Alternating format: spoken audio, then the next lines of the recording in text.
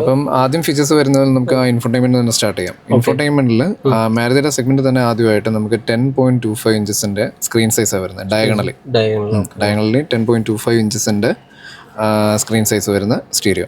ഇതിൽ നമുക്ക് connected features വരുന്നുണ്ട്. നമ്മുടെ ഗ്രാൻഡ് വിറ്റാര അല്ലെങ്കിൽ നിലവിൽ സുസുക്കി കണക്ട് എന്ന് പറയുന്ന ഒരു കണക്ടിവിറ്റി ഫീച്ചർ വരുന്ന എല്ലാ മോഡൽസിലും ഉള്ളത് 40-ലധികം ഫീച്ചേഴ്സാണ് നമുക്ക് ആ ഒരു സുസുക്കി കണക്ട് എന്ന് പറയുന്ന കണക്ടിവിറ്റി ഫീച്ചറിൽ വരുന്നത്. വിക്ടോറിയസിൽ മാത്രം സെഗ്മെന്റിൽ ആദ്യമായിട്ട് നമുക്ക് സുസുക്കി കണക്റ്റിൽ 60 മുകളിൽ ഫീച്ചേഴ്സ് ആഡ് ഓൺ ആയിട്ട് വന്നിട്ടുണ്ട്. അതാണ് സ്റ്റീരിയോയുടെ കാര്യത്തിൽ. പിന്നെ നമുക്ക് സ്റ്റിയറിംഗ് വീല് വരുന്നത് ലെതറായിരിക്കും. സ്പീക്കേഴ്സ് മൊത്തം ടോട്ടൽ 8 സ്പീക്കേഴ്സ് വരുന്നുണ്ട്. 4 നോർമൽ സ്പീക്കർ, പിന്നെ നമ്മുടെ ഈ ഡാഷ്ബോർഡിൽ തന്നെ സ്റ്റീരിയോയുടെ ബാക്കിലായിട്ട് മെയിൻ സ്പീക്കറും 2 ട്വീറ്റേഴ്സും ഒരു സബ് വൂഫറും, അങ്ങനെ മൊത്തം 8 സ്പീക്കർ വരുന്നുണ്ട്. പിന്നെ ഇൻഫിനിറ്റി ഹാർമണിന്റെ ഡോൾബി അറ്റ്മോസ് ആയിരിക്കും സ്പീക്കർ. അതെ. പിന്നെ നമുക്ക് വയർലെസ് ചാർജർ വരുന്നുണ്ട്. വയർലെസ് ചാർജർ എന്ന് പറഞ്ഞാൽ നോർമൽ വയർലെസ് ചാർജർ മാത്രമല്ല, ചാർജിങ് പാഡിൽ നമുക്കത് കൂളിംഗ് ഒരു ഫെസിലിറ്റി കൂടി ഉണ്ടാവും.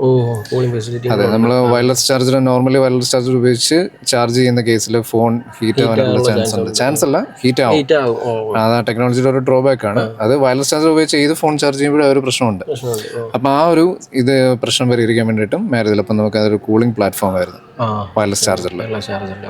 പിന്നെ നമുക്ക് സീറ്റ് ഫ്രണ്ടിലെ ഡ്രൈവർ സൈഡിലും പിന്നെ കോ ഡ്രൈവർ പാസഞ്ചർ സീറ്റിലും വരുന്നത് നമുക്ക് വെന്റിലേറ്റർ സീറ്റ് ആയിരിക്കും വരുന്നത്.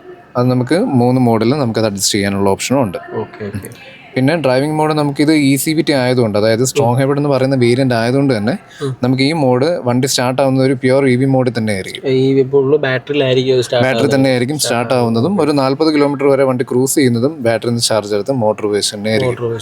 അതെ, 40 മുകളിലേക്ക് നമ്മൾ ത്രോട്ടിൽ കൊടുക്കുമ്പോഴത്തേക്കും വണ്ടി ഓട്ടോമാറ്റിക്കലി പെട്രോളിലേക്ക് സ്വിച്ച്. എഞ്ചിൻ അപ്പോഴായിരിക്കും സ്റ്റാർട്ട് ആവുക. അതുവരെ ഈ പറയുന്ന ഒരു 40 വണ്ടി സ്റ്റാർട്ടായി 40 കിലോമീറ്റർ അച്ചീവ് ആകുന്നത് വരെ ശരിക്കും പറഞ്ഞാൽ പെട്രോൾ എഞ്ചിന് വലിയ റോളില്ല. ആ സമയത്ത് വണ്ടി എഞ്ചിൻ സ്റ്റാർട്ട് ആവത്തില്ല.